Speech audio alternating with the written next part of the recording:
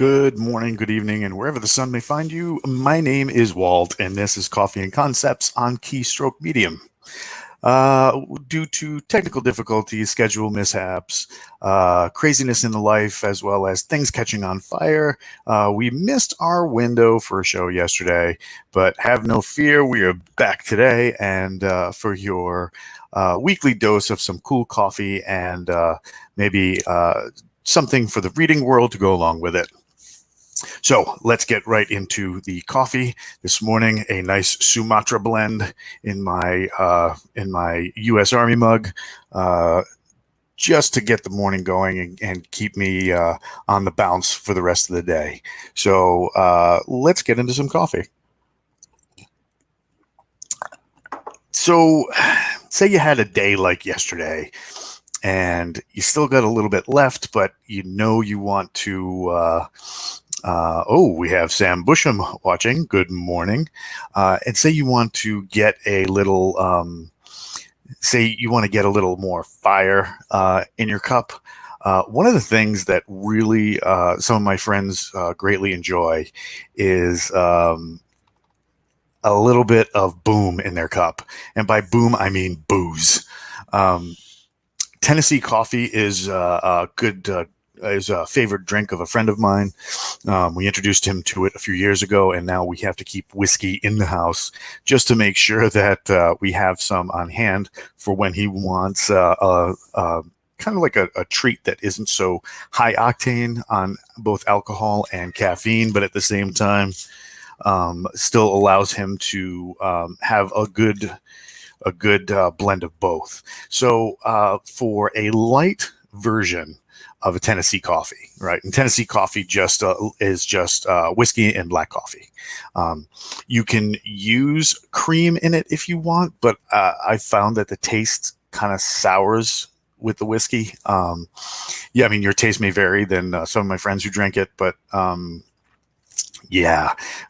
usually black coffee and whiskey just together are really where that punch stands. So for a lighter dose with just a hint of the whiskey flavor going into your coffee, dark blends are usually a little more friendly when paired with whiskey. They both have that smoky taste, so one doesn't eclipse the other. It kind of enhances the taste of both, which is really nice.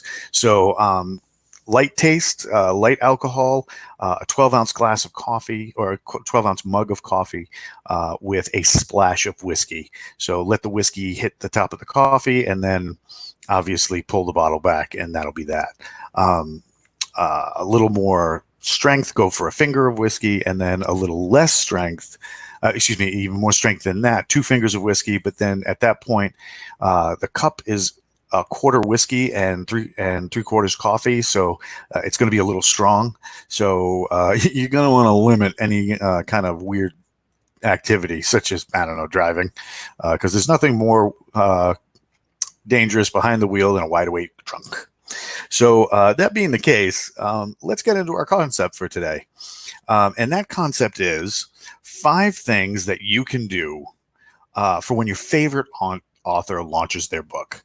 But before we get into that, William Tyler Davis says, love Irish coffee. Tennessee, not so much. Actually, we're going to cover Irish coffee maybe on the next show. So if you got any ideas for a really great way to make Irish coffee, there's several different ways to do that. Please post them in the comments below, or hit me up on Facebook, right in Keystroke Medium. Let's get those cool Irish coffee recipes, and we'll feature that on the next show. Thanks, William. So 5 things to do after your author launches their book. One of the big things that a lot of these platforms talk about and different shows and stuff like that is they're always trying to maintain the top of the wave as it pertains to the algorithm in Amazon, as well as other booksellers as well. So you don't want to mess with who is seeing your book. You want that book marketed to the person who's going to buy it, because at the end of the day, the person who's going to buy it and is into that genre is going to post a more honest, dedicated review than somebody who it's not marketed to. So say you have Space Gladiator Fantasy, and somebody on Amazon sees like this rippling chest leaning back, with like playful look in the eye and just like, oiled and sweat, and, it just drips sex appeal, and they buy it because they think they're going to get a romance. And that's not what it is. You're not going to get as good a review from that reader as you would, say, somebody who might be into Space Gladiator Fantasy.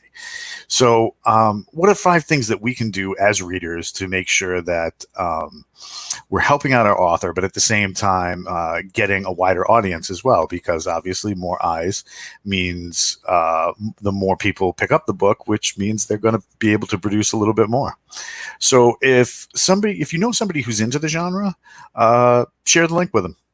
So you can do that by posting into different groups on social media. You can hit your friend up on IM Messenger and be like, hey, Space Gladiator Fantasies, where it at? And I got the book for you. So have a minute, grab some friends, and let them see that this is a book they might enjoy. If you've already read it the day it comes out, or the first few days, post a review. If you're part of an ARC group, or an advanced reader copy group, or you've had an opportunity, say you got into a conversation with the author, and the author pushes that book out to you ahead of release, and you've read it, throw some love in there and get some. Oh God, everything's beeping. Throw some love in there and get a review out. One of the things that will definitely help readers to see if it's the kind of book they want is if you have a dedicated detailed review. You post that up, and people will say, oh yeah, Space Gladiator Fantasy, this is for me, this is my book, and based on this review, or this is not my book because there are no coyotes in it. So, get those reviews up there. Post a fair and balanced review, what you liked, what you didn't like, and what you'd like to see in the future. Those kind of comments not only help future readers or potential readers pick up that book, but at the same time, you're helping the author maybe things that they didn't see, because after months and months and months of looking at the same manuscript over and over and over again, you might not necessarily have that objective eye needed to glean and clean. If they have a group on social media, post about likes and dislikes, but don't be the spoiler guy, right? Nobody likes the spoiler guy, especially if you have fans who are big readers of a series, and they might be into something else, so it's not necessarily a book they're going to pick up while dropping another. So they might be a week or 2 or 3 or a month or more before they get to that. So don't be spoiler guy, but try to be as clear and concise as you can to post what you liked in these groups, what you didn't like, and that way people who are already the target audience for this series ahead of time will get to talking about it, because the more people you have plugging in and talking about it, the more buzz it's going to have to push for a greater successful launch. Don't have their newsletter? Sign up for it. Newsletters are a great way to keep in touch with what's going on in the series. Authors giving out periodic updates, maybe sample chapters, stuff like that. And it's also a good way to go back to those groups and say, hey, did you guys see the newsletter? This is what was discussed. Let's talk about it a little bit. Once again, more talk, more buzz. John Evans. I've seen many reviewers recently say that reviews aren't for the authors, and that we shouldn't encourage people to leave constructive criticism. They'll usually say that's what beta readers and editors are for, as if an author isn't allowed to improve their books. Once again, your mileage may vary based on how you post your review. Once the review is going to entice or push away potential readers, depending on that review. So maybe the beta readers maybe the beta readers didn't catch something or whatever, so the author might be able to take something from that. But really, those reviews are really for the potential readers coming in. John once again says it's really worrying. Also, I didn't realize there was so much to say about coffee. I only wish I had a taste for it. Well, we can do a series on tea. My wife is a huge tea drinker, so much so that she has a monthly subscription to a service that lets her try out new ones. We can do a I don't know, tea and titles or something like that. Although I know me, and that early in the morning after a work shift, if I leave out a couple of letters, this could get really racy really fast. So the last suggestion for people looking to do for an author during their launch. And, we had the first four. If you know somebody in the genre, share the link. If you've read it fast, post a review. If they have a group on social media, join and engage. If you don't have their newsletter, sign up for it. Convince other people to sign up. And then last but not least, if your preferred reading platform has a share function, loan a book to somebody who might be into that kind of story. Kindle has a function to where you can loan books for 2 weeks out to somebody.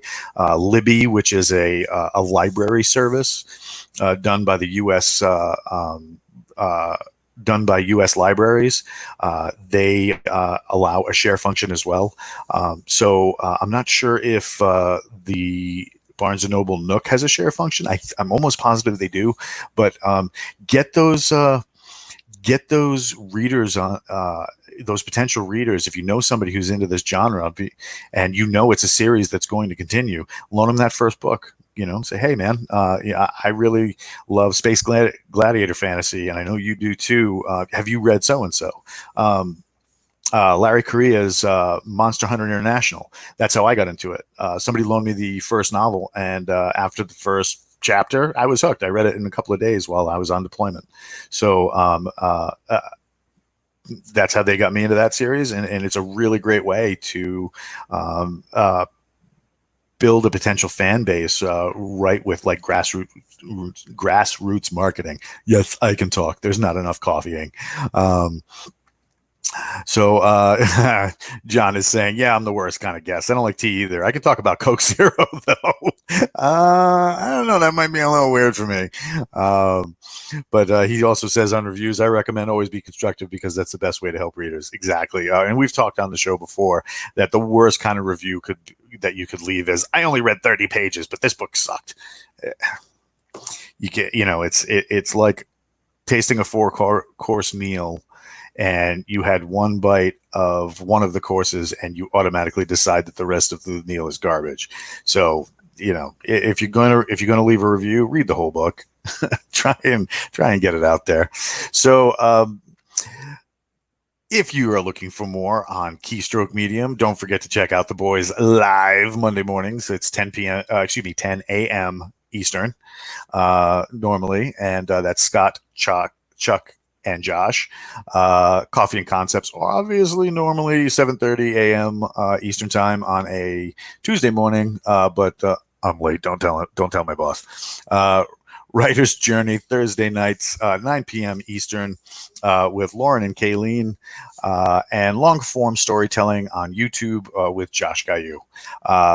They are on a race to get 1,000 subscribers to YouTube before the end of the year. They're like itching the surface, just really almost there. 950 some odd, 960 some odd.